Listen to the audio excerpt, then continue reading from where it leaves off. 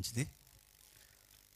వేదిక మీద ఉన్న సేవకులకి, పెద్దవారికి, నా తోటి దైవజనులైన వారందరికీ క్రీస్తునామం శుభవందనములు. మరి ముఖ్యంగా సంఘమైన మీకు క్రీస్తునామం శుభములు. చాలా ప్రాముఖ్యమైన సంగతులు ఉన్నాయి. దానికన్నా ముందు చిన్న ప్రార్థన చేసుకుని మనం వాక్యంలోనికి బయలుదేరదాం. దయచేసి తలలో ఉంచండి. పరలోకమందున మా తండ్రి దేవా, ఇప్పటి వరకు నీ పిల్లల ద్వారా మీరు మాట్లాడారని నమ్ముచున్నాము దేవా. మిగిలిన సంగతులు కూడా తండ్రి ఆత్మ తీవ్రతతో నేను మాట్లాడడానికి, సేవ యొక్క విలువ ఎంత గొప్పదో దాన్ని మైమరిచి తండ్రి, సేవలో తండ్రి నిర్లక్ష్య వైఖరి ఉంటే ఎలాంటి మూల్యాన్ని చెల్లించుకోవాలో చెబుతున్న నాకును, కూర్చున్న వారికి, వింటున్న వారందరికీ తండ్రి మరొక్కసారి మేలుకొల్పునివ్వండి. నిలబడని నేను తండ్రి నన్ను పరిచయం చేసుకొనక, జ్ఞాన ప్రదర్శన నేను చేయక, నన్ను నేను మరుగు చేసుకొని విలువైన మాటలు తండ్రి మీ పిల్లల హృదయాల్లోనికి తీసుకెళ్ళడానికి మీకు అనుకూలమైన పాత్రగా నన్ను వాడుకుంటే, ఈ మాటల తర్వాత తండ్రి అనేకులు తండ్రి మీ సేవా భారాన్ని ఎత్తుకోవడానికి నిలబడతారని అర్థిస్తూ కోరుకుంటూ క్రీస్తునామని ప్రార్థన సమర్పిస్తున్నాము తండ్రి. ఆమేన్. జాగ్రత్తగా వినండి, చాలా ప్రాముఖ్యమైన సంగతులు ఉన్నాయి. ఇక నాకు ఒక మాట ఇవ్వండి. నా తర్వాత ఇంకా ఏ స్పీకర్ లేరు కనుక టైం అంతా నాదే. మరొకటి ఏంటంటే, అలారం మోగిన అలారం వైపు మీరు చూడకండి, నా వైపే చూడండి. మరో ప్రాముఖ్యమైన ప్రకటన ఏంటంటే, ఈరోజు సేవను గూర్చి నేను చెప్పాలని ఇష్టపడుతున్నాను. వాక్యానికి నేర్చుకోవడానికి మనం వచ్చాం. నేర్చుకున్నది పుస్తకాలకి పరిమితం కాదు గనక అది పాటించడానికే అని మనం గుర్తెరిగి మనమందరం కూడా ఒకరోజు దేవునికి ఘనమైన పాత్రలుగా ఉండాలన్నది దేవుని ఉద్దేశం గనక అలాంటి బాధ్యతలోనికి మీరు అందరూ రావాలని ఈ ప్రకటనతో ఈ పాఠం స్టార్ట్ చేస్తున్నా. నేను చెప్పాలనుకుంటున్నా ఈరోజు ఈ వర్తమానం శిష్యత్వం. యేసుక్రీస్తుని వెంబడిస్తున్న శిష్యుడు ఎట్లా ఉండాలి? సేవను గూర్చి కసిగా సేవ చేయాలంటే విలువైన సేవను జరిగించిన ఒక ఎవాంజలిస్ట్ ఉన్నాడు, సీనియర్ ఎవాంజలిస్ట్ బైబిల్లో. ఆయన మినిస్ట్రీ కానీ, ఆయన సేవా విధానం కానీ తరతరాలు గతించుకుపోయిన నూతన సంఘాల పేరట అనేకమైన వచ్చిన మిషనరీ విధానానికి నేనే ప్రతీక అన్నట్టుగా ఆ మొదటి శతాబ్దంలో ఒక ఊపేసిన అపోస్తుడైన పౌలు. ఆయన గూర్చి ఎన్నిసార్లు ధ్యానించినా తక్కువే, ఆయన గూర్చి ఎన్నిసార్లు మాట్లాడుకున్నా తక్కువే. ఆయన గూర్చి ఈ సౌండ్ పెట్టాను. రాబర్ట్సన్ అన్న ఒక పెద్ద ఆయన ఏమంటాడంటే, పౌలు లేని నిజ క్రైస్తవ్యాన్ని ఊహించుకోలేం అంటాడు. ఆయన మాట్లాడుతూనే ఏమైనా మాట్లాడతాడు రాబర్ట్సన్ అంటే, ఇదిగో యేసుక్రీస్తు ఆత్మచేత నింపబడిన ఈ పౌలు అన్యజనులకు ఆత్మను పరిచయం చేశాడు అంటాడు. ఆయన గురించి మాట్లాడడం మొదలు పెడితే ఒక వేదాంతి, ఒక తాత్వికవేత్త, బైబిల్ లేఖనాల్ని వ్యాఖ్యానించడంలో ఒక నెంబర్ 1 పర్సనాలిటీ అయింది. మరొకటి ఏంటో తెలుసా? ఆయన బోధన చేస్తే ఎవడైనా అరెస్ట్ అవ్వాల్సిందే. అంత గొప్ప బోధకుడు. మరొక మాటలో చెప్పాలి అంటే, క్రీస్తు జీవిత లక్షణాలను అణువణున అవపోసన బట్టిన వాడు పౌలు. ఎట్లా అంటే, బైబిల్ మీరు చదువుకుంటున్నప్పుడు ఒక పదం మనకు కనబడుతుంది. యేసుక్రీస్తు వారు వస్త్రాలు తాకితే జనులు స్వస్థత పొందారట. మరలా యేసుక్రీస్తు వారి వస్త్రాలు తాకినట్లుగా మరలా ఎవరి వస్త్రాలైనా తాకితే స్వస్థత పొందారంటే ఎస్, ఒక ఆయన పేరు ఖచ్చితంగా చెప్పాలి. ఆయన పేరే మీరు విన్నది, పెద్ద ఆయన పేరు పౌలు. దయచేసి చిన్న ప్రకటన ఇస్తున్నారు, చూడండి. దయచేసి గమనించండి. Sorry for the disturbance James గారు. గండ్రి నుంచి విచ్చేసిన దొరబాబు గారు పాప కనిపించట్లేదని వాళ్ళు కంగారు పడుతున్నారండి. పేరు సత్య. ఉన్నారా? ఓకే, ఉన్నారా? దొరికారా? Okay, carry on. Thank you. పిల్లల జాగ్రత్త. ఈ ఏరియా మంచిది కాదు, జాగ్రత్త. ముందే చెప్తున్నా, ఇది కొంచెం క్రైమ్ జరిగే ఏరియా ఎక్కువ. ఇది జాగ్రత్త పిల్లల విషయంలో. పిల్లలకు వచ్చి ఒక మాట చెప్తాను, జాగ్రత్తగా వినండి పేరెంట్స్ అందరూ. ఒకరోజు ఒక పెద్ద ఆయన, పెళ్ళైన దంపతులకు పిల్లలు పుడితే ఆ పెద్ద ఆయన్ని ప్రార్థన చేయమన్నారు దంపతులు ఇద్దరు. ప్రార్థన చేసే ముందు పెద్ద ఆయన ఒక మాట అన్నాడు. చాలా సీనియర్ ఎవాంజలిస్ట్ ఆయన.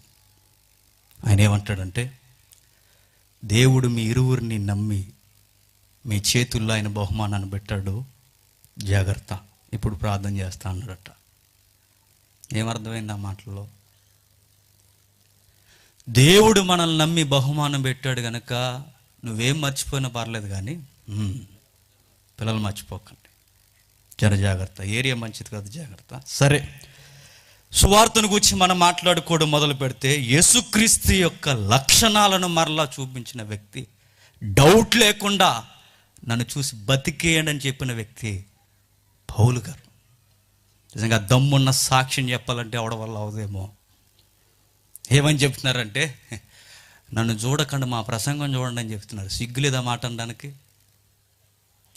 చంద్రుడు ఎండిలేస్తున్నాడు, చంద్రుడి మీద ఉన్న మచ్చలు ఎందుకు చూస్తున్నా అన్నాడు ప్రబోధకులు.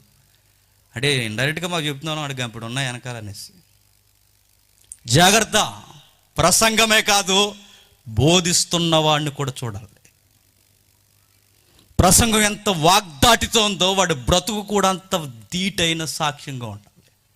అలాంటి నెంబర్ 1 స్పీకర్ ఎవరయ్యా అంటే పౌలు గారు. ఆయన పత్రికలు చదువుతుంటే, ఆయన పత్రికల విధానం చదువుతుంటే ముఖాముఖిగా ఉండి మాట్లాడుతున్నట్టుంటుంది. ముఖాముఖిగా విస్తరించి మాట్లాడతాడు. ఒక వ్యక్తిని పక్కన పెట్టుకుని రాయనని చెబుతున్నా అంటాడు ఆయన. దాన్ని వక్త లేఖన విధానం అంటారు దాన్ని. అలాంటి విధానాన్ని అవలంబిస్తూ మహాసేవకుడు ఒకరోజు పత్రిక రాశాడు. అదే తిమోతికి రాసిన 2వ పత్రిక. అదే నేను చెప్పాలనుకుంటున్నాను, జాగ్రత్తగా చూద్దాం ఒకసారి. తిమోతికి రాసిన పత్రిక 2వ పత్రిక 1వ అధ్యాయం మొదటి 2 వచనాలు. క్రీస్తు యేసునందలి జీవమును గూర్చిన వాగ్దానమును బట్టి దేవుని చిత్తము వలన క్రీస్తు యేసు అపోస్తుడైన పౌలు ప్రియ కుమారుడగు తిమోతికి శుభమని చెప్పి రాయినది తండ్రి అయిన దేవుని నుండి, మన ప్రభు అయిన యేసుక్రీస్తు నుండి కృపయు కనికరము సమాధానము కలుగునుగాక. మీరు మర్చిపోకూడని విషయం ఏంటంటే, తిమోతికి రాసిన 2వ పత్రిక చదువుతున్నప్పుడు మీరు మరవకూడని సంగతి ఏంటంటే, ఆయన జైల్లో ఉండి పత్రిక రాస్తున్నాడు. ఎవరు? పౌలు గారు. సెంట్రల్ ఏసీలో కూర్చుని మాట్లాడలేదు ఆయన. ఈరోజు సేవ యొక్క అందం మారిపోయింది, సేవకుడి యొక్క డెఫినేషన్ మారిపోయింది, సేవ యొక్క కొలమానం మారిపోయింది, సంఘం యొక్క రూపు మారిపోయింది. ఈరోజు రాజకీయ పార్టీకి సంఘానికి తేడా లేకుండా పోయింది. ఆ రోజు తీవ్రత కలిగిన అపోస్తుడైన పౌలును చూడండి, చెరసాల్లో ఉండి పత్రిక రాస్తూ ఆయన ఆలోచిస్తున్నది ఏంటో తెలుసా? ఎప్పుడైనా మనం నేరోగా జనరల్గా మనం ఆలోచించేది ఏంటి? సహజంగా చదువుకున్నాను, చదువు అయిపోయిన తర్వాత ఏ ఉద్యోగం చేయాలని ఆలోచిస్తాం, నా మ్యారేజ్ ఎలా చేసుకోవాలని ఆలోచిస్తాను, ఆ తర్వాత పెళ్ళి అయితే నా పిల్లల యొక్క భవిష్యత్తు ఏంటని ఆలోచిస్తాను. కానీ ఈ తండ్రి చూడండి, సంఘాన్ని కుటుంబంగా నడిపిస్తున్న ఈ గొప్ప నాయకుని చూడండి, నేను వెళ్ళిపోతున్నానే, చెరసాల్లో ఉన్నానే, నా కొడుకు భవిష్యత్తు ఏంటని ఆలోచిస్తున్నాడు. ఎవరు? పౌలు గారు. ఆయన కొడుకు ఎవరు? తిమోతి. ఏ భవిష్యత్తుని గురించి ఆలోచిస్తున్నాడు?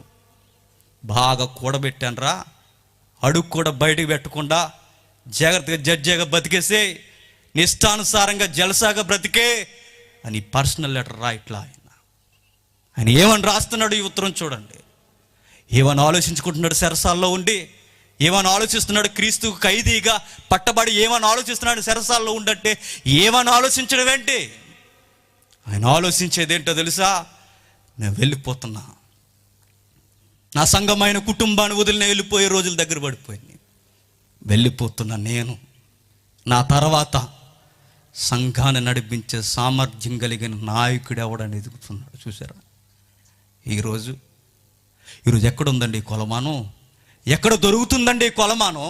సంఘం యొక్క అర్థం మారిపోయింది. రాజకీయ కొడుకులు మినిస్టర్లు అయినట్టు, రాజకీయ నాయకుడు కొడుకు మాజీ ముఖ్యమంత్రి కొడుకు వీడు ముఖ్యమంత్రి అయినట్టు ఈరోజు సంఘం కూడా వంశపు పిచ్చితో చచ్చిపోతా లేదా చెప్పండి? అపోస్తుడైన పౌలు మనకి ఏమి నేర్పిస్తున్నాడు చూడండి.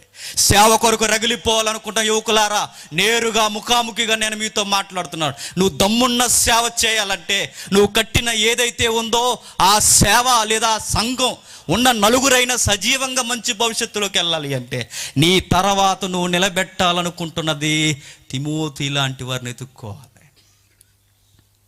ఉన్నారా చెప్పండి? మర్రి చెట్టు కిందట ఏ చెట్టుని ఎదగనివ్వదట. తెలుసుగా సామెత? ఈరోజు ఏ ఇంటర్నేషనల్ సేవకుడి కింద అయినా కింద ఉన్నవాడు ఎవడన్నా పైకి రాణిస్తున్నారు చెప్పండి? మీ ప్రాపర్టీయా సంఘం? మీ నాన్నగారు జాగీరా సంఘం? సంఘం అంటే ఏంటి? రక్తం ఇచ్చి సంపాదించిన సంఘం. నువ్వు నేను ఎవడ యజమాయిషి చేయడానికి. సంఘానికి మంచి భవిష్యత్తును మనం అందించాలి అనుకుంటే పౌలు కొలుస్తున్న కొలతను ఒక్కసారి చూడండి. జైల్లో ఉండి ఎలాంటి పదాలు ఆయన వాడాడు ఒకసారి చూడండి. అదే పత్రిక 2వ అధ్యాయం, అదే పత్రిక 2వ అధ్యాయం 9వ వచనం నుండి, నేను నేరస్తున్నై ఉన్నట్టు ఆ సువార్త విషయమై సంకెళ్లతో బంధింపబడి శ్రమపడుచున్నాను. మై డియర్ సన్ తిమోతి, ఒక విషయం గుర్తుపెట్టుకో. క్రైసిస్ నాకు జరుగుతుందిగా, సఫరింగ్ నాకు జరుగుతుందిగా. నీకు విషయం చెప్తా. సువార్తను గూర్చి ప్రకటన చేస్తుంటే నేరస్తునిగా సంఖ్యలేసి బంధించేశారయ్యా. నాకు విషయం అర్థమైంది. ఆ విషయం ఏంటో చెప్పిన తిమోతి, నేను వెడలిపోయే కాలం దగ్గరలోనే ఉంది. ఏ రోజు వెళ్ళిపోతానో నాకు తెలియదు. నువ్వు వెళ్ళిపోతున్నా, తర్వాత సంఘాన్ని లీడ్ చేయవలసింది నువ్వే తిమోతి. జాగ్రత్త, సంఘ విషయంలో జాగ్రత్త. నేను ఖైదీగా ఉన్నాను, నువ్వు బయట ఉన్నావు. నన్ను అరెస్ట్ చేశారు, రేపో మాపో నా శిరస్సు కూడా తొలగించేస్తారు.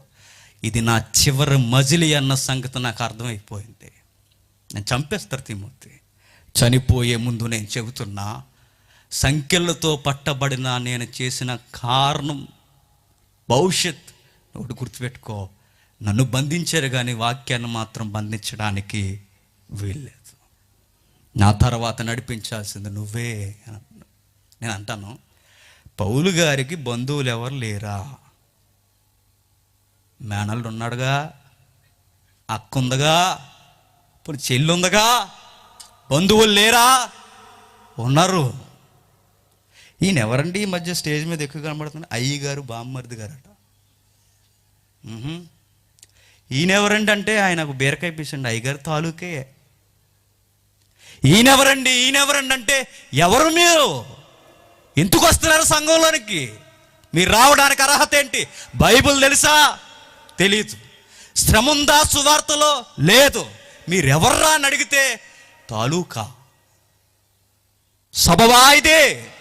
కుదురుద్దా సంఘానికి? తిమోతిని చూడండి, తిమోతిని ఎలా ఎత్తుక్కుంటున్నాడు చూడండి. నా తర్వాత మరలా సంఘాన్ని లీడ్ చేసేవాడు సత్యమందు జ్ఞానము కలిగిన వాడై ఉండాలి, ఆత్మ తీవ్రత కలిగిన వాడై ఉండాలి, మంచి సాక్ష్యం ఎలుపట వారి చేత కూడా పొందిన వాడై ఉండాలి. దొంగల ముఠాలో ఎవడు రావడానికి వీల్లేదు. మోసేకి గుర్తుపెట్టుకొని బాబాయ్ గారు అబ్బాయి కూడా ఉన్నాడు. ఎవరు? కోరాహు. వచ్చాడా? రానిచ్చాడా? రావడానికి వీల్లేదు. అహరోను కొడుకులు ఉన్నారు, వచ్చారా? రాలేదు, రావడానికి వీల్లేదు. నెక్స్ట్ ఎవరయ్యా అంటే, పైన కొండ మీద 40 రాత్రులు పగళ్ళు ఉపవాసంతో ఉండి దేవునితో మాట్లాడుతున్న మోసే పైన రగిలిపోతుంటే కొండ శివరను కూర్చుని ఒకడు రగిలిపోతున్నాడు. ఎవరు? యెహోషువ వాడు కావాలి సేవకి. వీడెవడు సుఖంలో తిరిగేవాడు, అంతఃపురంలో ఉన్నవాడు కావాలా? మోసేకి కొలీగ్స్ లేరనుకుంటారా? ఆయన ఈజిప్ట్ స్నేహితులు లేరనుకుంటున్నారా? ఆయనతో పాటు ఎడ్యుకేషన్లో ఫ్రెండ్స్ లేరనుకుంటున్నారా? ఉన్నారు. ఎవ్వరు ఉండడానికి వీలేదు. మోసే తర్వాత ఆ తీవ్రత కలిగినవాడు అహరోను కొడుకులు కూడా కాదు, అహరోను కూడా కాదు. మరెవరయ్యా వాగ్దాన దేశానికి తీసుకుపోయేదంటే యెహోషువ. నెక్స్ట్ చూడండి, తిరిగేయండి చరిత్ర పుటల్ని, తిరిగేస్తే నెక్స్ట్ కనిపించేది ఎవరయ్యా అంటే ఏలే. ఏలే కొడుకులు సేవను అడ్డు పెట్టుకుని జలసాగా అలవాటు పడిపోయారట. దేవునికి బలులు ఇస్తుంటే ఆ బలి నైవేద్యాలు తీసుకుని మందులోకి స్టప్పకు తీయండి తొళ్ళని అన్నారట. ఏం చేయాలి? ఏం చేయాలి చెప్పండి? ఏం చేయాలి? ఈ గాడిదల్ని ఏం చేయాలి చెప్పండి? నరికేయాలి దేవుడు. నరక్కండి. ఎందుకు అక్కడ చెప్పనా? ఏ సంబంధం లేని ఒకడు రాబోతున్నాడు, వాడే సమూయేలు. వాడు వచ్చేంత వరకు వీళ్ళు సీన్లో బతుకుంటారు. వాడు రావడం, వీళ్ళ పోస్టింగ్ ఊడిపోవడం. గుర్తుపెట్టుకోండి, సేవను అడ్డు పెట్టుకుని ఇష్టానుసారంగా మీ స్థానిక సంఘాల్లో ఎలగబెట్టారో నీ కింద నుంచి ఎవడొకరు లేపుతాడు. నిన్నెక్కడ తొక్కాలో అక్కడ తొక్కేస్తాడు. అయిపోలా మన ముందున్న తరాలు ఎన్ని కలిసిపోలా. ఒకరోజు వాళ్ళ సభలు పెడితే లక్షల మంది వచ్చేవారు. ఈరోజు కామెడీ యాక్టర్లు అయిపోయారు సోషల్ మీడియాలో. ఎందుకు? ఏలీ చేసిన తప్పు వాళ్ళు కూడా చేశారు కనుక. మరలా చెప్తున్నాను, ప్రియ సహోదరులారా, ప్రియ సంగమా, నా మనసులో ఎవరు లేరు. నా తీవ్రత ఉన్నది ఒకే ఒక్కటే. మనిషి అన్నవాడు కనబడడానికి వీల్లేదు, బంధుత్వం అనేది కనబడడానికి వీల్లేదు, వంశం అనేది కనబడడానికి వీల్లేదు. ఆత్మతో నడిపింపబడుతున్నవాడు ఎవడైతే వాడే సంఘంలో కనబడితే వాడి సెగ సంఘానికి తగలాలి, వాడి ఆత్మ తీవ్రత సంఘానికి తగలాలి. అట్టివారు లేకపోతే సంఘానికి భవిష్యత్తు ఉండదు. మనం ఏమైపోయినా పర్వాలేదు, మనల్ని ఏం చేసేసినా పర్లేదు, మనం బ్యాడ్ చేసేసినా పర్వాలేదు, మన మీద గుసగుసలు ఎన్ని కుట్రలు పడినా పర్లేదు, చెప్పాల్సింది చెప్పాలంతే. మన సేవకులం, దేవుని ఎదుటను క్రీస్తు ఎదుటను మనం మాట్లాడుతున్నాం. ఎవ్వరికి రాజీ పడవలసిన అవసరం లేదు. రాజకీయ రంగు కూడా సంఘంలోకి రావడానికి వీల్లేదు. ఆ తర్వాత చూడండి, ఏలీ కొడుకులు వస్తున్నారట. ఏం చేశారు వాళ్ళు? దేవుడు ఎలాంటి లాంగ్వేజ్ ఉపయోగించాడు ఒకసారి చూద్దాం ఒకసారి. సమూయేలు గ్రంథం చూద్దాం. సమూయేలు గ్రంథం ఒకసారి చూడండి, 2వ అధ్యాయం. సమూయేలు గ్రంథం 2వ అధ్యాయం 29వ వచనం. మొదటి సమూయేలు గ్రంథం 2వ అధ్యాయం 29వ వచనం. నా నివాస స్థలమునకు నేను నియమించిన నైవేద్యములను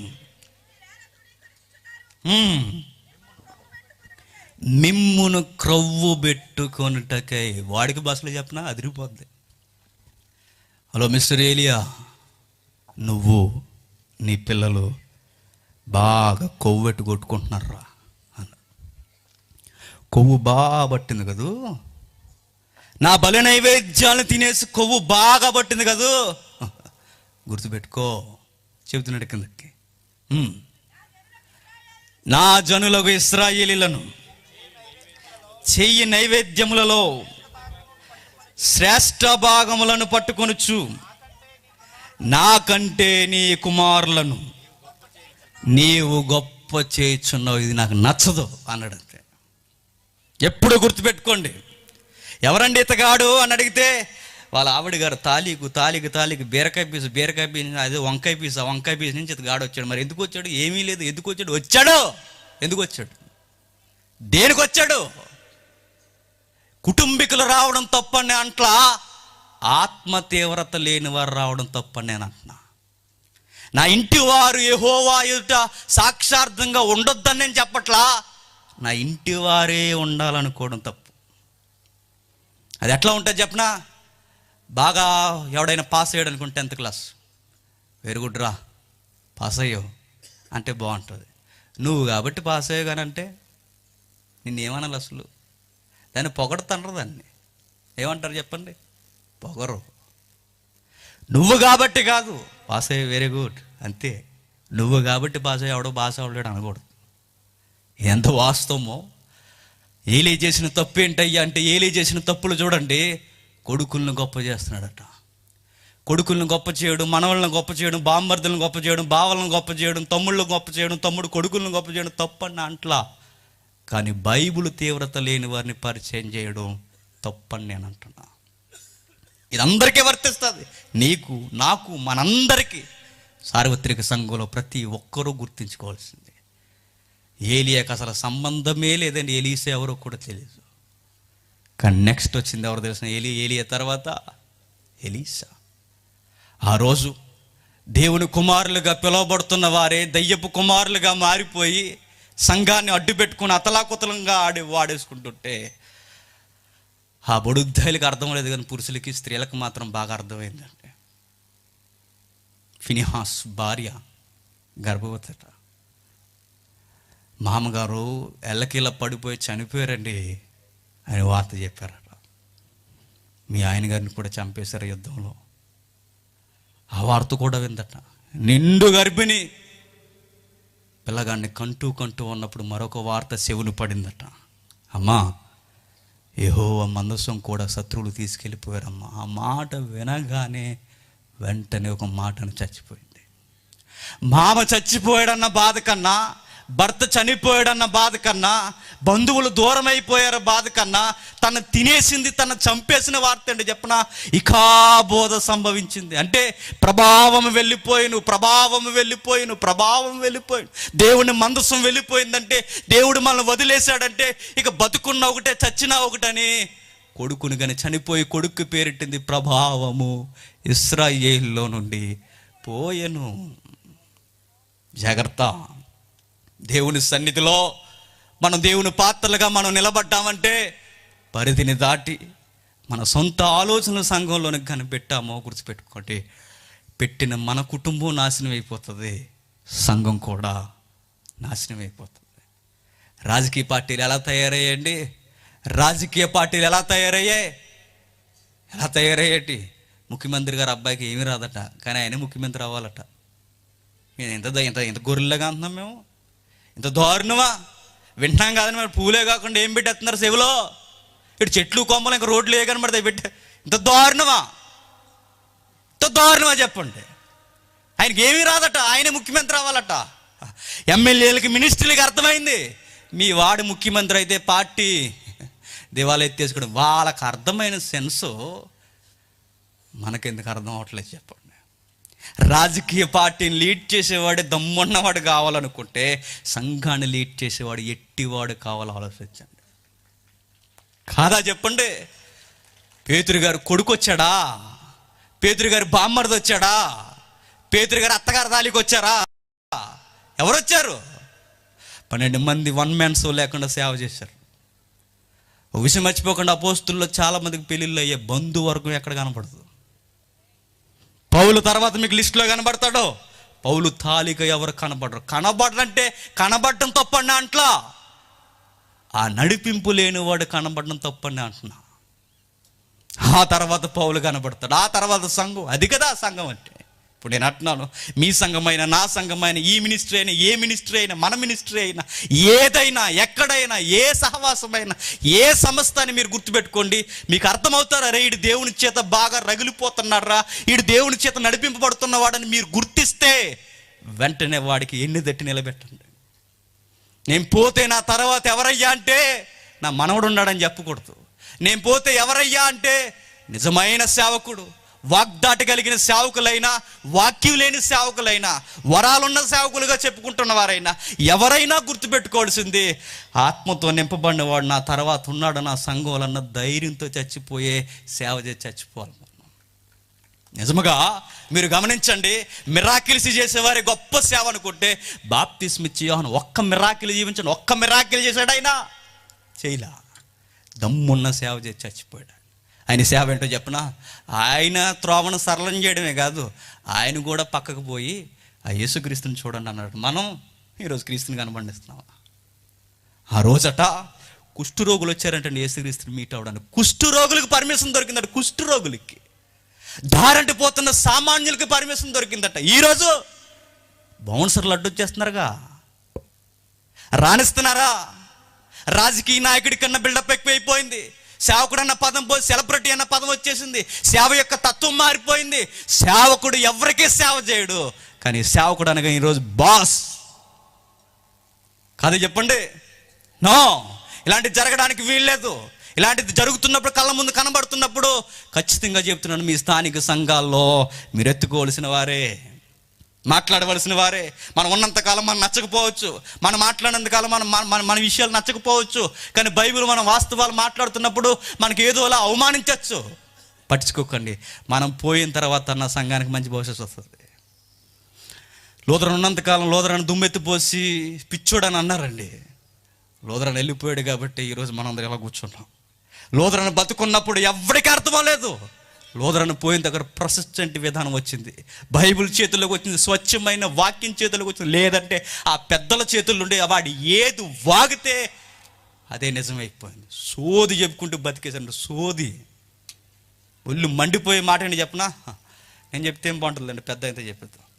చూద్దాం ఒకసారి తిమోతికి రాసిన పత్రిక, తిమోతికి రాసిన పత్రిక 2వ అధ్యాయం, తిమోతికి రాసిన పత్రిక 2వ అధ్యాయం, తిమోతికి రాసిన పత్రిక 2వ అధ్యాయం. మరలా ఒకసారి ఆ మాట చదవండి. నేను నేరస్తున్నై ఉన్నట్టు సంఖ్యలతో బంధింపబడి శ్రమ పొందుచున్నాను, అయినను దేవుని వాక్యము బంధింపబడి ఉండలేదు. అందుచేత వేర్పరచబడిన వారు క్రీస్తు యేసునందలి రక్షణ పొందవలనని సమస్తము ఓర్చుకొనుచున్నాను. నేను ఎంత కష్టపడుతున్నాను తెలుసా? ఇదిగో సంఘానికి మంచి భవిష్యత్తు ఇవ్వాలని. ఈరోజు సేవకుడు అంటే ఎలా ఉందో చెప్పనా? సేవకుడు అంటే అనేక మంది చేత సేవ చేయించుకుంటారు, అంతే. సేవకుడు అంటే సేవ చేసే సేవకుడిని ఎక్కడైనా చూసామండి? పుస్తకాల్లో చదువుకుంటున్నామండి. సేవకుడు అనగానే ఈరోజు బాసులా అయిపోలేదు. చెప్పండి, నేను చెప్తున్నాను, మనలో ఎవరు అలా అవ్వడానికి వీల్లేదు. అవ్వద్దు దయచేసి. సేవకుడు అంటే సేవకుడే, దాసుడు అంటే దాసుడే, మనం ప్రభువులం కాదు. ఆయన ఏమన్నారు చూడండి, నేను ఎందుకు శ్రమ పడుతున్నాను చెప్పనా? మీకోసమే శ్రమ పడుతున్నా. నా శ్రమలో మీకు ధైర్యాన్ని ఇవ్వాలి, నా పరిచర్య మీకు మరొక భవిష్యత్తుని చూపించాలి. నేను ఏ డాక్టర్స్ అయితే మాట్లాడానో ఆ సిద్ధాంతం అంతా క్రీస్తుని అందరి ప్రేమతో మీరు స్వీకరించాలి. తిమోతి, నేను వెళ్ళిపోతున్నాను జాగ్రత్త అని చెబితే ఇంకేం చెప్తున్నాడు చూడండి. 13 మనం నమ్మదగిన వారమైనను ఆయన నమ్మదగిన వాడుగా ఉండును. ఆయన తన స్వభావనకు విరుద్ధముగా ఏది చేయలేడు. విని వారిని చెరుపుటకే కానీ మరి దేనికి పనికి రాని మాటలను గుచ్చి వాదము పెట్టుకోవద్దని ప్రభు ఎదుట వారికి సాక్ష్యం ఇచ్చుచు ఈ సంగతులను వారికి జ్ఞాపకము చేయము. దేవుని ఎదుట యోగ్యనిగాను సిగ్గుపడనక్కర్లేని పనివానిగాను సత్యవాక్యమును సరిగా ఉపదేశించువానిగాను నిన్ను నీవే దేవునికి కనుపరుచుకొనుటకు జాగ్రత్త పడము. చూసారా ఎలా ల్యాండింగ్ ఇస్తున్నాడు చూడండి. వెళ్ళిపోయే రోజులు ఆయనకి దగ్గర పడిపోతున్నప్పుడు, కుటుంబం, సంఘం అనే కుటుంబాన్ని విడిచి ఆయన దూరంగా వెళ్ళిపోతున్నప్పుడు ఆయన మాట్లాడుతున్న మాటలు ఏంటంటే మీరు గుర్తుపెట్టుకోండి, ఇదిగో సత్యవాక్యమును సరిగ్గా ఉపదేశించాలి. ఈరోజు సత్యవాక్యం లేదు కానీ సోది ఎక్కువైపోయిందండి. వాళ్ళ ఇంట్లో ఏం జరిగితే మనకెందుకు చెప్పండి? అవసరమా? వాళ్ళ పిల్లి కూడా మనకెందుకు, వాళ్ళ కుక్క కూడా మనకెందుకు, వాళ్ళ విషయాలన్నీ మనకెందుకు? మీ మామ మీ మీద కోపం వేస్తే మాకు దేనికి ఇవన్నీ? సత్యవాక్యమును మాట్లాడకుండా ఏ చెత్త మాట్లాడినా నేను చెప్తున్నాను అది సోది. మిమ్మల్ని వాక్యం ఇన్స్పిరేషన్ చేయాలి తప్ప ఇది ఏదైనా మిమ్మల్ని నిలబెట్టే ప్రయత్నం చేస్తుందో ఇది గడ్డి పరిచర్య అన్న సంగతి మర్చిపోకండి. ఏం జరుగుతుంది చెప్పండి. ఈరోజు స్థానిక సంఘాల్లో జరిగిపోతున్నది ఏంటి చెప్పండి? ఏమి ఇన్స్పైర్ చేస్తున్నాయి? ఈ సంఘానికి ఎందుకు వస్తున్నారంటే సెంట్రల్ ఏసీ బాగుంటుందండి. అందుకు వస్తున్నావా? ఈ సంఘానికి దేనికండి? ఇందులో ఆర్కెస్ట్రా బాగుంటుందండి. దీనికి దేనికండి? ఆయన కామెడీ బాగా చేస్తాడండి. దేనికండి అంటే రకరకాల సోది డెఫినేషన్ చెప్పడమే తప్ప ఇక్కడ వాక్యం గుండెల్లో పొడుచుకున్నట్టు చెప్తారండి అని ఒక్క సాక్షి రోజు వినపడుతుందా? లేదు. అందుకేగా అరవాలి, అందుకేగా మాట్లాడాలి, అందుకేగా రంకి వేయాలి, అందుకేగా నీలాంటి వాడు నాలాంటి వాడు నోరి మాట్లాడాలి. మనం ఎవరికి పేటెంట్ హక్కులు లేవుగా, మనం ఎవరికి సంజాయిషి చెప్పాల్సిన అవసరం లేదుగా. మనం మాట్లాడుతున్న దేవుని ఎదుటను, క్రీస్తుని ఎదుటను. వాళ్ళ ముందు మనం మాట్లాడుతున్నప్పుడు మనం జాగ్రత్తగా మాటను ఆచితూసి ఇది చెప్పడం వలన సంఘం ఎటువంటి మెసేజ్ తీసుకుంటాదో అన్న భయభక్తులు కలిగి మాట్లాడాలి. తిమోతి జాగ్రత్త, నేను పోతున్నాను కదా, సంఘం నీ చేతుల్లోకి వస్తుందని ఇష్టానుసారంగా ప్రవర్తించుకో. సత్యవాక్యమును సరిగ్గా విభజించిన దాన్ని బోధించు. నీ ఇష్టం వచ్చినవి కలిపేసి మాట్లాడడానికి వీళ్ళే తిమోతి అన్నాడు. మరొక మంచి మాట అంటాడు చూడండి. అదే పత్రిక మొదటి అధ్యాయం 8వ వచనం. అదే పత్రిక మొదటి అధ్యాయం 8వ వచనం. కాబట్టి నీవు మన ప్రభు విషయమైన సాక్ష్యము గూర్చి అయినను, ఆయన ఖైదీనైన నన్ను గూర్చి అయినను సిగ్గుపడక దేవుని శక్తిని బట్టి సువార్త నిమిత్తమైన శ్రమానుభవములో పాలు వాడయుండుము. ఎంత బాగుందో చూడండి, ఎంత లోతుగా మాట్లాడుతున్నాడు చూడండి. అన్నమాట ఏమని మాట్లాడుతున్నాడు ఆయన? నా కుమారుడా తిమోతి అంటున్నాడు ఆయన, మన ప్రభు విషయమైన సాక్ష్యమును గూర్చి అయినను, ఆయన ఖైదీ అయిన నన్ను గూర్చి అయినను.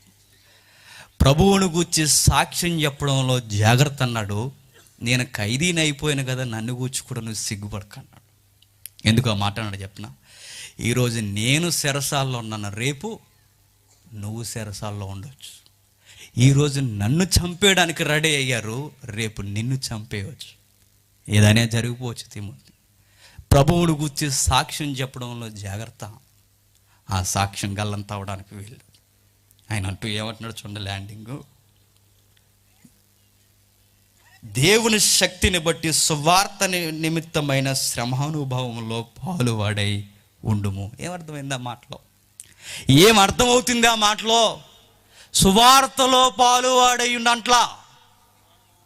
సువార్త నిమిత్తమైన శ్రమానుభవములో పాలువాడయుండు.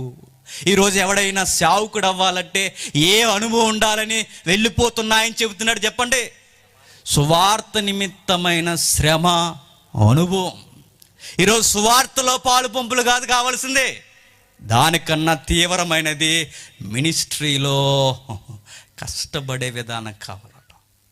ఇంగ్లీష్లో కొటేషన్ ఇచ్చారని భలే ఉంటుంది. Join with me suffering for the gospel my dear son Timothy, రా అని పిలుస్తాడు. శ్రమ పొందడానికి రా. ఏ కొడుకును కూర్చైనా ఏమని మాట్లాడతాడు? ఏ తండ్రి అయినా ఏమని మాట్లాడతాడు చెప్పండి? రే, ఇన్ని రోజులు నేను కష్టపడ్డాను రా, ఈసారి మీరు కష్టపడడానికి వీల్లేదు. ఇన్ని రోజులు నేను శ్రమ పడ్డాను రా, మీరు శ్రమ పడ్డానికి వీల్లేదు. ఏ తండ్రి ఆరిన నేల మీద వాడనే మాట ఈ ఆత్మీయ తండ్రి వాడుతున్నాడు. ఏమని చెప్పనా? నేను కష్టపడ్డా, నువ్వు కూడా కష్టపడ్డు. నేను శ్రమపడ్డా, నువ్వు కూడా శ్రమపడ్డు. నేను కష్టపడ్డాను, మీరు సుఖపడ్డానని చెప్పట్లా. నా కొడుక తిమోతి, సంఘం విషయంలో కష్టపడు, దివారాత్రులు కష్టపడు. నీ బోధ వింటున్న వారికి ఇదే చెప్పు, నీ తర్వాత నిలబడుతున్న వారికి ఇదే చెప్పు. ఎవడైతే నమ్మకమైన వాడు, ఎవడైతే శ్రమ పొందిన వాడు, ఎవడైతే సద్భక్తి కలిగిన వాడు, ఎవడైతే ఇట్టు అనుభవం ఉన్నవాడో ఆ నమ్మకమైన వారిని పెద్దలుగా నియమించు. ఇది కదా ఉండాల్సిన డాక్ట్రిన్స్, ఇవి కదా ఉండాల్సిన సిద్ధాంతాలు, ఇవి కదా ఉండాల్సిన క్రీస్తుని గూర్చిన తీవ్రత. ఈరోజు ఉందో చెప్పండి? అవసరం లేని విషయాలు మాట్లాడుకుంటూ సోది చెప్పుకుంటూ కాలయాపన చేస్తున్నారు. సోది. నేను చెప్తున్నాను, మీ అరగంట నేను తినేసానంటే గుర్తుపెట్టుకోండి, నా ఒక్క అరగంట కాదు, మీ ఎంతమంది సుమారు 2500 మంది ఉన్నారట, ఇన్ని అరగంటలు తినేస్తున్నాను సంగతి నేను మర్చిపోకూడదు. దేవుడు అడుగుతాడు నన్ను, దేవుడు నిలదీస్తాడు నన్ను. ఆయన మాట్లాడుతూ ఇంకా ఎన్ని మాటలు మాట్లాడుతున్నాడు చూడండి. జాగ్రత్త తిమోతి, జాగ్రత్త. నువ్వు ఎక్కడున్నావో తెలుసా? దేవుని ఎదుటను క్రీస్తు ఎదుటను ఉన్నావన్న సంగతి మర్చిపోకు. ఎందుకు ఆ మాట పదే పత్రికల్లో పౌలు గారు అంటారు చెప్పనా? నా మాట నీకు లెక్కలేకపోవచ్చు, నా మాట నువ్వు పట్టించుకోపోవచ్చు, కానీ నేను ఎవరో పక్షాన సాక్షులుగా ఉండి చెప్తున్నాను చెప్పనా? ఆ దేవుడు క్రీస్తు. వాళ్ళిద్దరు ఒకరోజు నిన్ను అడుగుతారు, జాగ్రత్త. వాళ్ళిద్దరు ఒకరోజు నిన్ను కడిగేస్తారు, జాగ్రత్త. వాళ్ళిద్దరు ఒకరోజు నిన్ను నిలదీసి అడుగుతారు, జాగ్రత్త. సరి అయిన లెక్క అప్పగించవలసిన సేవను చేతిమోతి. జాగ్రత్త సహోదరులారా. మరొక మంచి మాట అన్నాడు చూడండి, 3వ అధ్యాయం, త్వరగా 3వ అధ్యాయం 12వ వచనం. 3వ అధ్యాయం 12వ వచనం. క్రీస్తు యేసునందు సద్భక్తితో బ్రతికను ఉద్దేశించిన వారు హింస పొందుదురు. చూసారా? క్రీస్తు యేసునందు సద్భక్తితో. నిజానికి వెళ్ళిపోతున్నప్పుడు చివరి మాటలు ఎలా రాయాలండి? ఎవరైనా ఎలా రాయాలి చెప్పండి? ఇది పర్సనల్ లెటర్, ఇది వాళ్ళిద్దరికీ సంబంధించిన పత్రిక. ఇది ఎలాంటి మాటలు రాయాలి?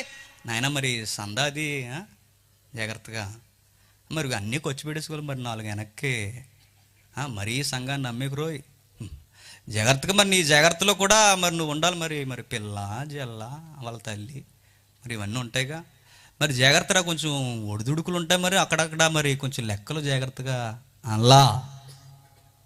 మరేమన్నాడు ఆయన? వారిద్దరూ పర్సనల్గా మాట్లాడుకున్నప్పుడు మధ్యలో మనం సేవెట్టామనుకోండి, మన మీదకి ఆత్మ దిగిపోతుంది. అది ఆ బోధకులు. వాళ్ళిద్దరూ మాట్లాడుకుంటున్నది దేని కొరకు? చావుని కళ్ళ ముందు పెట్టుకొని, రేపో మాపో నీరో చక్రవర్తి నరికేస్తున్న సమయాన్ని కళ్ళ ముందు పెట్టుకొని ఏం మాట్లాడుతున్నాడు? ఆయన గుండెల్లో ఉన్న బాధ ఏంటంటే, ఇదిగో ముమ్మారు వాడ పగిలిపోయింది, సముద్రం మీద ఉండిపోయాను, యూదులు కొట్టేశారు, సొంత జనులు అన్యాయం చేసేశారు, ప్రతి ఒక్కరు నన్ను బాధ పెట్టారు, ఇవన్నీ ఒక ఎత్తు అయితే నా బాధ మరీ నన్ను తినేస్తుంది, జైల్లో ఉన్న సంఘమును గూర్చిన చింత అన్నాడు. ఇవన్నీ ఒక స్కేల్లో పడేస్తే మరొక స్కేల్ ఏంటో చెప్పడానికి, సంఘాన్ని గూర్చి ఆలోచిస్తున్నాడు, నాకు నిద్ర రావట్లేదు అంటున్నాడు ఆయన, నా మనసు బాగోట్లేదు అంటున్నాడు ఆయన. నిజముగా దేవుడు అర్థమైపోతుందని చెప్తున్నాను. కావలసిన కళ్ళ ముందు చచ్చిపోయిన డేవిడ్ లివింగ్స్టన్ చూడండి, భార్య చనిపోయిందండి ఆఫ్రికా ఖండానికి వెళ్ళినప్పుడు, కళ్ళ ముందు అక్కడున్న వాతావరణం పరంగా భార్య చనిపోతే అక్కడే కప్పేడేసి అక్కడే మోకాలు లేసి ఆయన అన్న మాట ఏంటో చెప్పనా, ప్రభువా సమస్త మహిమ ఘనతకు పాత్రుడా నీకే మహిమ కలగా. ఎక్కడ మోకాలు లేసి? భార్య సమాధి దగ్గర మోకాలు లేసి. మన కలకత్తాలో కోల్కత్తా లేటెస్ట్ నేమ్, అక్కడ చనిపోయిన విలియం కేరీ భార్యను చూడండి, అక్కడ కూడా ఆయన చేసింది సమాధి దగ్గర కాల్ వేసి, భార్య సమాధి దగ్గర మోకాలు వేసి, దేవా ఈ పని ఇంకా ఎంత ఉందో అంత జరిగించుకున్నాను, వాడుకో, నీకు మహిమ కలుగును గాక.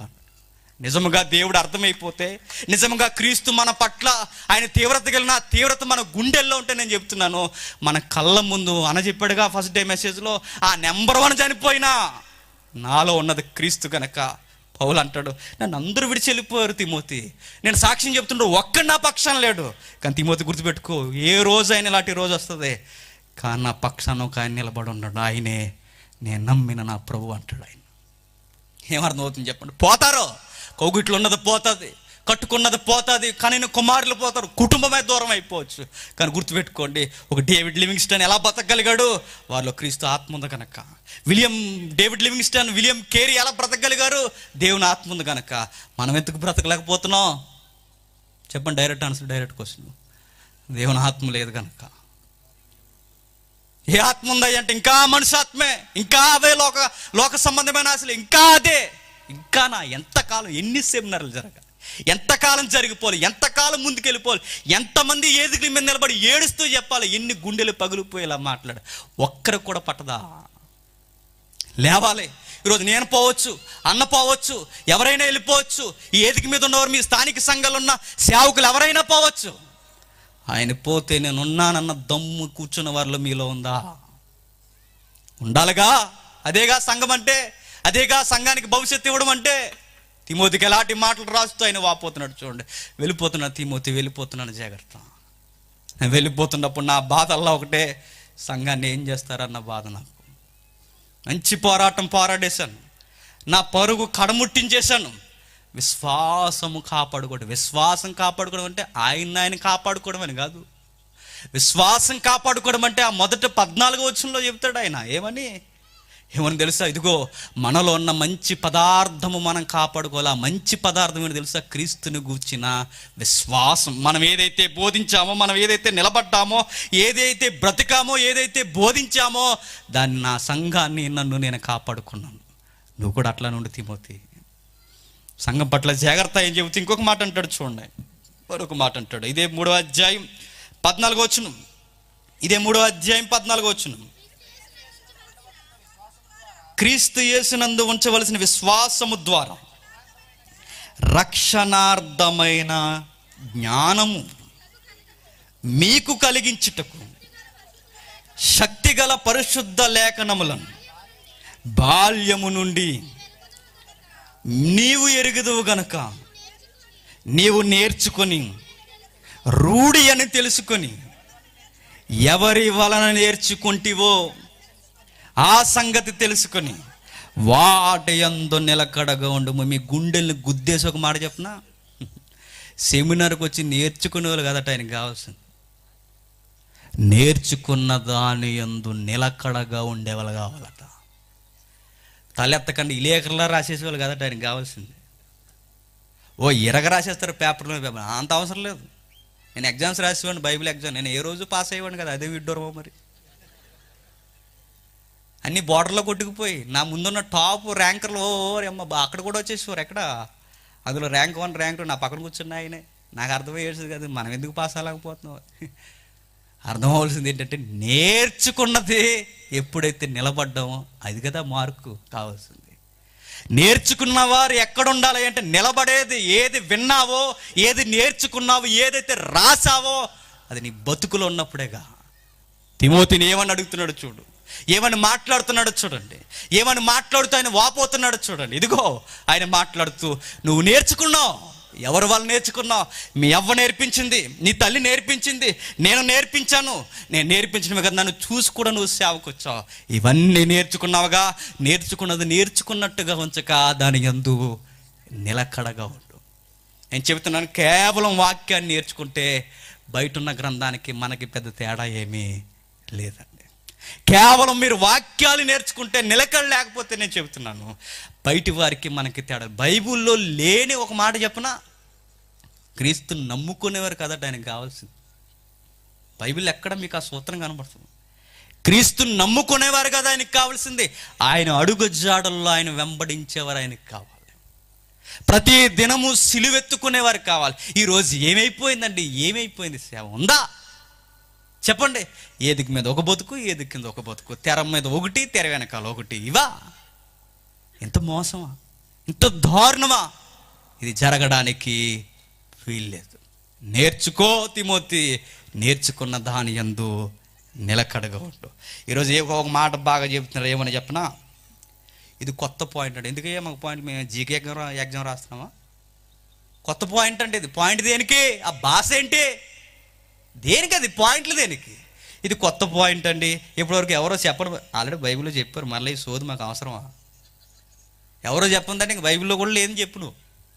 ఈ కొత్త పాయింట్ అండి, ఇది పాయింట్లు దేనికి? మనం ఎగ్జామ్ రాస్తున్నాం ఏమన్నా? ఇదిగో దేవుడు నీతో నేరుగా మాట్లాడుతున్నాడు. ఈ మాట నీ కొరకనే చెప్పు. అందులో ఆత్మీయత ఉంది, అందులో తీవ్రత ఉంది. పాయింట్లు, ఎగ్జామ్స్ ఇవన్నీ కాదండి. ఈ సర్టిఫికెట్లు దేనికి పనికిరావు, గుర్తుపెట్టుకోండి.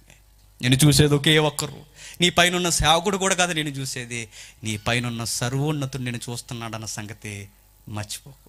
నిజముగా అపోస్తులు భోజనాలు పెడుతున్నప్పుడు గొడవ వచ్చేసిందంట. లాంగ్వేజ్ కోసం ప్రాంతీయతత్వం వచ్చేసిందంట గొడవ.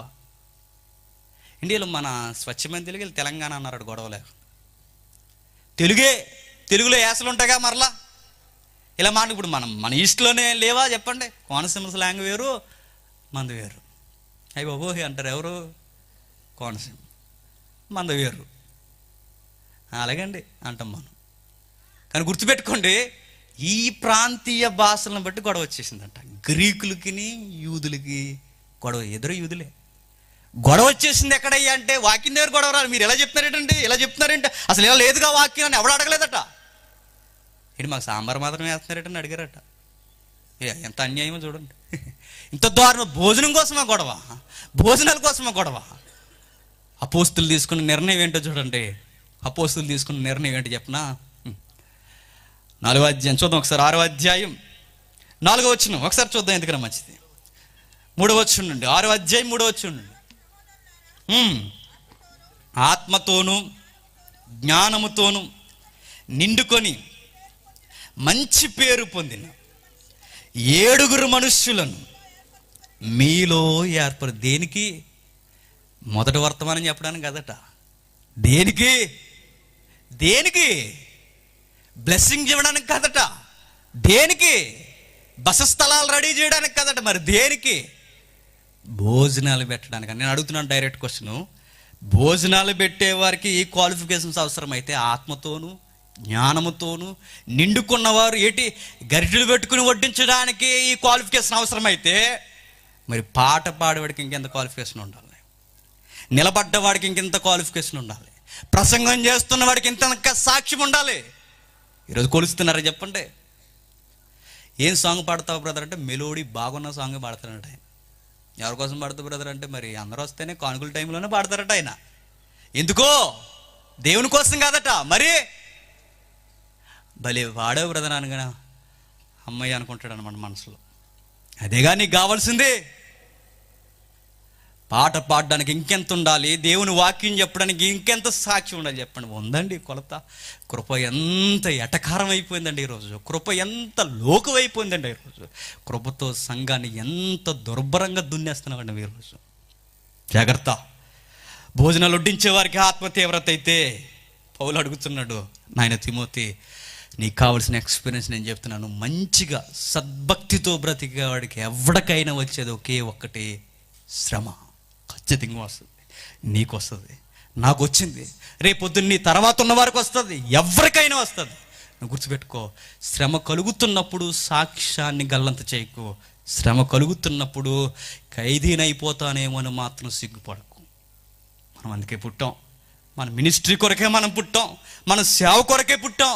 60 ఏళ్ళు ఉండిపోయే మనం ఎవరి కొరకు చేయాలనైనా సేవ, ఎవరిని మెప్పించాలనైనా సేవలో ప్రభు ఎదుట సిగ్గుపడవక్కర్లేని పనివానిగా నిన్ను నువ్వెప్పుడూ జాగ్రత్తగా చూసుకో. నేను అంటాను, ప్రజల్లో సిగ్గుపడినా పర్లేదు కానీ ప్రభు ఎదుట సిగ్గుపడకూడదండి. ప్రజలు మనల్ని అవమానించేసినా పర్వాలేదు కానీ ప్రభు ఎదుట మనం నువ్వెవరో నాకు తెలియదన్న మాట నా లైఫ్లో నేను వినకూడదన్న కంకణం కట్టుకోవాలి. ఆ రోజు ఎలా ఉంటుంది చెప్పినా ముగించుకుందాం. ఆ రోజు ఎలా ఉంటుంది చెప్పినా, నాకు ఇష్టమైన ఎగ్జాంపుల్ ఇది. బాగా పెళ్ళికూతురు రెడీ అయిపోయిందట, టిప్ టాప్గా పక్కింటి వడ్డానాలు అవి ఇవి తెచ్చేసి అద్దెకి రెంట్ కూడా కట్టదు తెచ్చేసి పెట్టేసుకుందట. అన్నీ పెట్టేసుకుని సోగ్గా రెడీ అయిపోయి పెళ్లి శారీ కట్టేసుకుని వరుడు వస్తుండు అన్నట్టు నిలబడ్డదట. ఆయన వచ్చిన వెంటనే ఎలా వచ్చి అలా పక్క వెళ్ళిపోయి పక్కన్న అమ్మాయికి తాళి కట్టేసి వెళ్ళిపోయాడట. ఇప్పుడు ఇవిడు ఏమనాలి? ఇప్పుడు ఏం పర్లేదండి, ఆ టెంట్లో భోజనం పెడతారంటే భోజనం చేసి వెళ్ళిపోదాం అంటుందా? సిగ్గుందా మాట అనడానికి? అసలు ఎవరైనా భోజనం చేస్తారా? నువ్వే పెళ్ళికూతురిగా ఫిక్స్ అయ్యి ఇక్కడికి వచ్చి ఇంత అలంకరణ, ఇంత బిల్డప్ ఇచ్చి నువ్వు ఇంత ఫేమ్ సాధించుకుని ఇక్కడికి వచ్చి నిలబడిన తర్వాత నిన్ను కాదని ఆ పక్కన ఉన్న అమ్మాయిని పెళ్లి చేసుకున్నాడంటే ఇంకేమైపోవాలి? అక్కడే చచ్చిపోవాలి. సిగ్గుండాలి భోజనం చేయాలంటే అక్కడ. అవునా కదా? నేను చెప్పేది ఏంటి చెప్పనా? ఆ పెళ్లి కూతురు ఎవరో చెప్పనా? నువ్వు నేనే. సంగమా, మనమే పెళ్లి కూతురు. ఆ రోజు ఆయన ఎదుటి మనం నిలబడినప్పుడు ఎవరమ్మాయి నువ్వు అని అన్నాడు, చచ్చిపోలేం. ఆ రోజు ఆయన అడిగాడంటే గుర్తుపెట్టి ఎంత పబ్లిసిటీ ఇచ్చి ఇంతలా మనం శ్రమ పడిపోయి ఇంతలా నలిగిపోయి ఆ రోజు నువ్వెవరో ఆయన అంటే ఎంత సిగ్గండి. ఆ సిగ్గు తెచ్చుకోవద్దు దయచేసి. నువ్వెవరో అని అడిగే మాట మనకొద్దు, నువ్వెవరో కూడా నాకు తెలియదన్న మాట మనకొద్దు. తిమోతికి అందుకు చెప్తున్నాడు, జాగ్రత్త నాయన జాగ్రత్త. ఇదిగో ఈ రోమ ప్రభుత్వం ఎవడైనా విజేతగా వస్తే, ఎవడైనా నిలబడితే కిరీటం పెడతారు. అది వాడబారిపోయే కిరీటం. వాళ్ళు ఎలాంటి కిరీటాలు పెట్టి వదిలించే చరిత్రలో ఆలివ్ ఆకులు ఉంటాయిగా, ఆకుల్ని అల్లి అవి కిరీటంగా పెట్టేవారు విజేతలకి. ఎవరైతే గ్లాడియేటర్స్ ఉన్నారో వాళ్ళందరికీ ఆ కిరీటాలు పెట్టేవారు ఈ ఆలివ్ ఆకులు చుట్టి. కానీ పౌలు అంటాడు, నాయన ఆకులు పెట్టుకుని ఆ కిరీటం కొరకే ఇంతగా కష్టపడుతున్నారే. నీతిగా మనం బ్రతికే మనకి ఇచ్చే కిరీటం ఏంటి చెప్పినా? నీతి కిరీటం. అది ఎప్పటికీ వాడబారదు, అది ఎప్పటికీ మాసిపోదు, అది ఎప్పటికీ సమసిపోదు. అలాంటి కిరీటం మనం తగ్గించుకోవాలంటే గుర్తుపెట్టుకో, రన్నింగ్ చేస్తున్న వాడే ఫుడ్ కంట్రోల్ చేస్తున్నాడు. రన్నింగ్లో పాల్గొనేవాడు చాలా మానేసుకుంటున్నాడు. రన్నింగ్లో చేస్తున్నవాడు ఇన్ని మానేసుకుని పరిగెడితే నాయన అక్షయమైనది నిత్యం ఉండిపోయే ఆ కిరీటాన్ని మనం సాధించుకోవాలంటే ఎన్ని మానేసుకోవాలి తిమోతి అని చెప్తున్నాడు. మానుకుంటున్నామన్నా ఆ సూపులే మారం మనకి, ఆ మాటలే మారం మనకి, ఆ విధానమే మారదు మనకి. ఎక్కడో గుండెల్లో దోబూచాడుతున్న ఆ పాత రోత జీవితమే మారదు మనకి. ఎవరికయ్యా నీతి కిరీటం అంటే మరలా దమ్మున్న మాట మీరు నోట్ చేసుకోండి, నీతిగా బతికేవాడికే నీతి కిరీటం. ఎవడైతే నీతిని కోల్పోకుండా బ్రతుకుతాడో వాడికే నీతి కిరీటం అట. తిమోతి దగ్గర చివరిగా ఆయన మాట్లాడుతూ ఏమని అంటున్నాడు చూడండి. 4వ అధ్యాయం, క్షమించండి 3వ అధ్యాయం 16-17 వచనాలు. దైవజనుడు సన్నద్ధుడై ప్రతి సత్కార్యమునకు పూర్ణముగా సిద్ధపడి ఉండునట్లు దైవావేశము వలన కలిగిన ప్రతి లేఖనము ఉపదేశించుటకు, ఖండించుటకు, తప్పుదిద్దుటకును, నీతి యందు శిక్ష చేయుటకును ప్రయోజనకరమై ఉన్నది. ఆ మాట ఒకసారి మీరు తీక్షణంగా ఆలోచించండి. ఏమంటున్నాడు? దైవజనుడు సన్నద్ధుడై ఎప్పుడు రెడీగా ఉండాలంటే ఏం చెప్పడానికి? వాక్యం చెప్పడానికి. ఈరోజు అలా ఉన్నామండి. మనకు అన్ని సేఫ్ జోన్ ఉంటే వెళ్తాం సువార్త చెప్పడానికి. ఈ మధ్య ఒక ఆయన గృహకూడికి పిలిస్తేనట 25,000 ఇమ్మన్నట్టు. దేనికి? గృహకూడికి. ఈయన పొందుకున్న రక్షణకు రేటు కడుతున్నాడు చూడండి. జస్ట్ గృహకూడికి రమ్మంటే 25,000, బహిరంగ సభకు రమ్మంటే సుమారు లక్షల రూపాయల. ఎంత దారుణం! దైవజనుడు అంటే ఎవడయ్యా అంటే చెప్పడానికి చూసుకునేవాడే తప్ప చెక్కి మీద ఎంత రాస్తున్నాడు చూసుకునేవాడు దైవజనుడు కాదు. వాడు ఎవరు? వాడు దొంగ. ఒక ఎగ్జాంపుల్ చెప్పనా? బ్రదర్ ఈరోజు ఏంటి అలా నడుము వంగిపోయి నడుస్తున్నారు అని అడిగారు యోధా గారిని. ఒక వ్యాఖ్యానకర్త అడిగాడు, ఏంటి బ్రదర్ అంత నడుము వంగిపోయి నడుస్తున్నారు ఏంటంటే, ఏం చెప్పమంటారు బ్రదర్, 5,000 మందికి రొట్లు మాంసం పెట్టిన నడుము పడిపోయింది బ్రదర్ అన్నాడట. అంత గొప్ప మినిస్ట్రీ చేశారా? ఎస్, ప్రభు చెప్పాడు 5,000 మందికి పెట్టాం బ్రదరు. పచ్చిక బయలు మీద కూర్చోబెట్టాం. బఫే అన్న వద్దన్నాడు. ఆయన ఎవరు? ప్రభు. కూర్చోబెట్టి అందరికీ భోజనం పెట్టాం, నడుము పడిపోయింది బ్రదరు. ఈ మధ్య అసలు కళ్ళు అలా లోతుగా పోయి ఏంటి సంగతి అంటే, అసలు కనీసం భోజనం చేయడానికి కూడా టైం లేదు బ్రదర్. మినిస్ట్రీలో రెస్ట్ లేకుండా మినిస్ట్రీ చేసాం. బ్రదర్ మీరు నిజంగా చాలా లక్కీ బ్రదర్, ఇంత గొప్ప మినిస్ట్రీ మీరు చేశారంటే. వాడు విజన్ వేరట. వాడు ట్రెజరీ మెంబర్ అట. ఎవరు? ఇస్కరియోతు యూదా. 5,000 మందికి చేపలు వడ్డించిన నీవు మినిస్ట్రీ కొరకు కాదంటే కాదట. సంచి కనబెట్టాడట వెనకాల. ఇటు ఇంతమందికి నువ్వు నడుము పడిపోయేలా సేవ చేసావు దేనికయ్యా అంటే వాడికి లాభం వస్తుందట అందులో.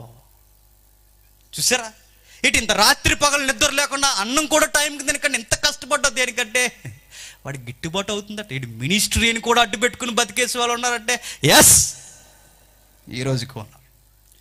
నేను అంటానంటే ఈ బైబిల్ అండి, ఈ బైబిల్ ఎంతమందిని పని పాట లేకుండా దీన్ని అడ్డెట్టుకుని బతికేస్తారు కేవలం దీన్ని పట్టుకుని, ఈ బైబిల్ పట్టుకుని కోట్ల రూపాయలు సంపాదించేస్తారు. కోట్లు ఈ బైబిల్ని పట్టుకుని, మౌనంగా ఉన్న ఈ బైబిల్ని పట్టుకుని ఎంతమంది బతికేస్తున్నారండి. ఈ ప్రొటెస్టెంట్ బైబిల్ అక్కడ వరకు, ఎందుకంటే తెలుగు బైబిల్ మన చేతుల్లోకి రావడానికి, తెలుగు బైబిల్ ఒక అక్షరం కొరకు అన్ని మినిస్ట్రీలు ఏకమై అక్షరాన్ని మార్చడానికి చావును కూడా కళ్ళతో చూసే తెలుగు బైబిల్ తర్జుమాలో ఈ బైబిల్ని అడ్డెట్టుకుని సంపాదించుకుంటున్నాం కదండి. ఆ రోజు వాడు ఎలా అయితే సంపాదించుకున్నాడు ఈరోజు అలాగే సంపాదిస్తున్నాడు. పౌలు గారు అంటున్నాడు, నాయన లేఖనం ఉన్నది దేనికో తెలుసు నాయన, సంపాదించుకోవడానికి కాదురా. లేఖనం దేనికో తెలుసా? సంఘంలో తప్పు జరుగుతుందా ఖండించే దాంతో. లేఖనం దేనికో తెలుసా? సరిచేయడానికి, లేఖనం గద్దించడానికి. ఒక మాట మీరు మర్చిపోకండి, ఆ టెక్స్ట్లో లేఖనం అంటే దేనికి వర్తించే మాట చెప్పనా? పాత నిబంధనకి. పాత నిబంధన ఇంత దమ్మున్న లేఖనం అయితే క్రొత్త నిబంధన క్రైస్తవులం అండి మనం. ఈ లేఖనాలను ఇంకెంతగా మనం ఖండించి మాట్లాడాలి చెప్పండి. చాలామందికి తెలియని ఒక గంభీరమైన మాట చెప్పనా, పౌలు గారు వాడిని ఈ మాట తీసుకెళ్ళి సొసైటీలో వాడతారు. వాళ్ళు వాడిని ఇన్ని తిట్టేసి, మనం ముందున్నారుగా చాలా పెద్ద పెద్ద సేవకులు, వాడిని ఇన్ని తిట్టేసి నేను ఎందుకు తిడుతున్నానంటే మళ్ళీ రెఫరెన్స్ తోడు చేసుకోండి. నేను ఎందుకు తిడుతున్నా అంటే ఖండించమన్నాడు, బుద్ధి చెప్పమన్నాడు, ఇంకా గద్దించమన్నాడు. ఎక్కడ ఖండించమన్నాడు, ఎక్కడ గద్దించమన్నాడు? తిమోతికి పౌలు చెప్తున్నాడు, సంఘాన్ని గద్దించు, సంఘాన్ని ఖండించు, సంఘాన్ని సరిచేయి, సంఘానికి బుద్ధి చెప్పు. ఇది అటుకెళ్ళి సొసైటీలో వల్ల వేస్తే ఎట్లా? మన ఆహాన్ని అడ్డు పెట్టుకోవడానికి టెక్స్ట్ కూడా మార్చేసి ఎంత దారుణం చూడండి. జాగ్రత్త. మన బాధ్యత, మన గురెప్పుడు ఉండవలసింది సంఘము. సొసైటీతో మాట్లాడే విధానం వేరు, సంఘంతో మాట్లాడే విధానం వేరు. ఈ కనీసపు ఈ అవగాహన కూడా లేకపోతే సేవకులుగా మనం అయిపోతే నేను చెప్తున్నాను నాశనం చేసేస్తామండి సంఘాన్ని. నాశనమే. మన ఇష్టానుసారంగా మాట్లాడేస్తాం.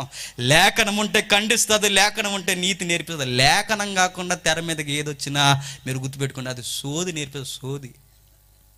మీకు లేఖనం కాకుండా ఏది చెప్పడానికి వీల్లేదు. మీకు లేఖనం కాకుండా ఏది మీరు వినడానికి వీల్లేదు.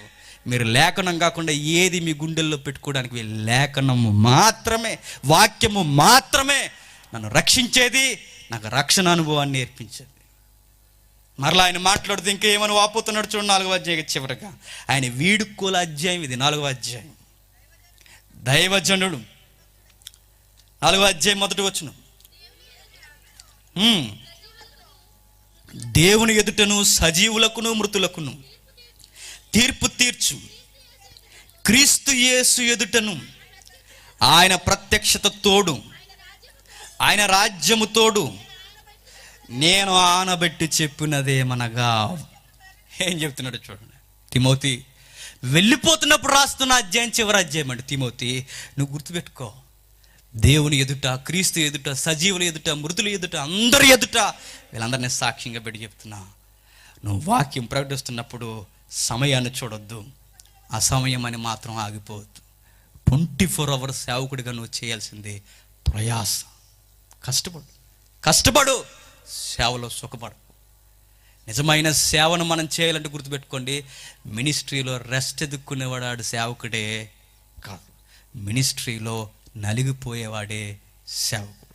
ఆయన ఇంకా మాట్లాడుతూ వెళ్ళిపోయే ముందు ఎలాంటి మాటలు మాట్లాడుతున్నాడు చూడండి. పెద్ద ఆయన 5వ వచనం. అయితే నీవు అన్ని విషయముల్లో మితముగా ఉండుము, శ్రమపడుము, సువార్తికుని పని చేయము. ఎంత బాగుందో చూడండి. అన్ని విషయాల్లో పనికి మాలిన వాదనల వైపు పోకు, పనికి రాని కాలయాపన చేయకు, సోది విషయాలు ముసలమ్మ ముచ్చట్లు పెట్టుకుని ఆహానే పనికి మాలిన నవ్వుతూ కాలయాపన చేయకు. ముసలమ్మ ముచ్చట్లు అంటే ఏంటి? వాడు అలాగంట, వాడు ఎలాగంట, ఈ పనికి మాలిన సోది విషయాలు చెప్పుకుని టైం వేస్ట్ చేయకు. నువ్వు సంఘ నాయకుడివి, జాగ్రత్త. ఆ సంఘ విషయాన్ని గుర్తుపెట్టుకుని సమయమందు అసమయమందు నువ్వు మేల్కున్నా నిద్రపోయినా సంఘమును కూర్చిన తృష్ణని తినేయాలి తిమోతి.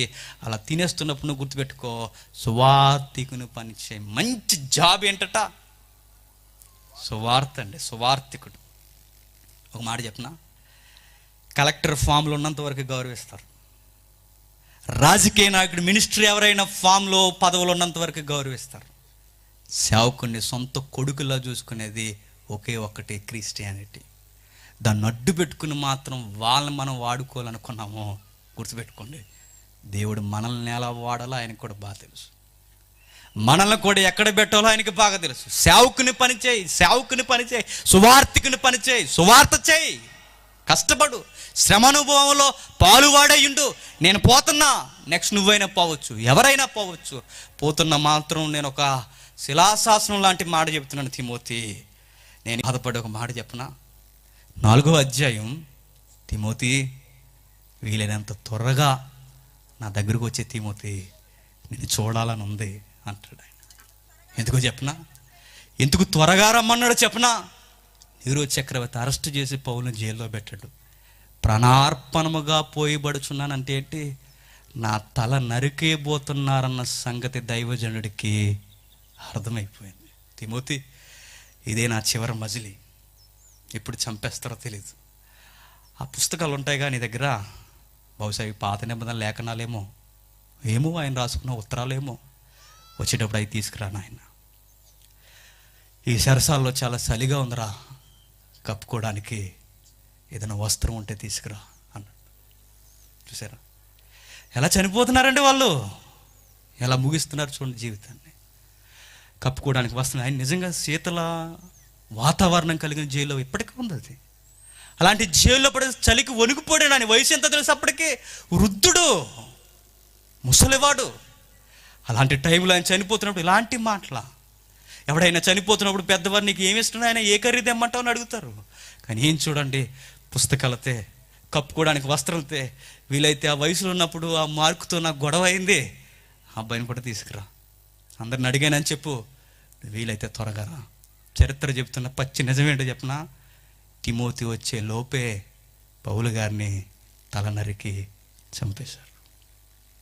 ప్రియ కుమారుని కళ్ళతో చూడకుండానే చనిపోయాడండి పౌలు గారు. ఆయన పక్కన ఆ టైంకి ఎవరున్నారయ్యా అంటే ఒకే ఒక్క ఆయన ఉన్నాడు డాక్టర్ గారు. ఎవరు? లూకా గారు. ఆయన ఒక్కడే ఉన్నాడట.